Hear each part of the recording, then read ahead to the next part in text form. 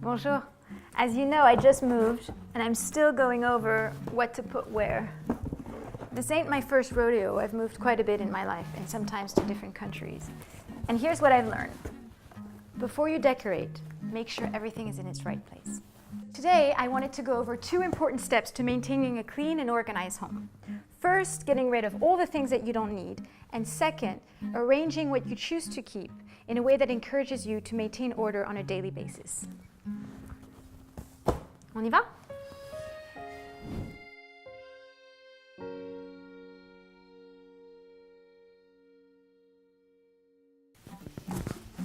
When we first move into a home, we're pressed to unload boxes.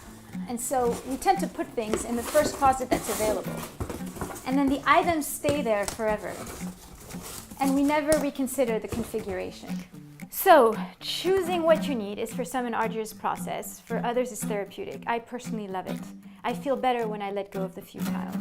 My mother was a maniac. She used to get rid of things all the time. My grandmother was the same way. You get the picture. You may have heard of Marie Kondo's book. She's quite intense and unforgiving of objects that clutter and monopolize energy. But she has a point. So get rid of all the things that you don't need and all the things that don't work.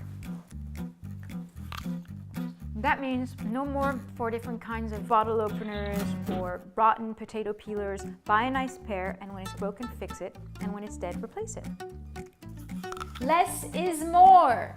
So also get rid of all the objects towards which you feel ambivalence. It's a big feng shui rule, and it's a smart rule because objects carry energy and memories, and if you want your home to feel peaceful, it helps if what it contains exudes positive energy.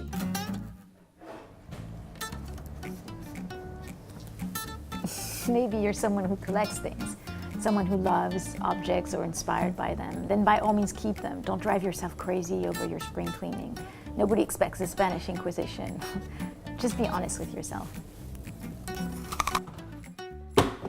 So, now that first step of clearing your closets and boxes of all things unnecessary, choose an efficient way to store what you do and need to keep.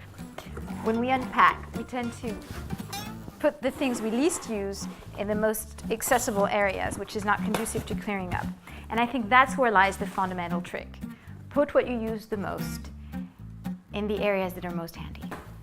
So for example, in the kitchen, I have the tableware and cutlery I use every day in the most accessible closets, and put the things I don't use often in the more remote closets. I put those in the closets furthest to the cooking area, sometimes even in the living room. And if you don't have space in your kitchen, you can put it in a credenza or on a shelf in a corridor. Also, we tend to fill closets and drawers to the point where we never want to put anything back in there. And it's a headache finding what we're looking for.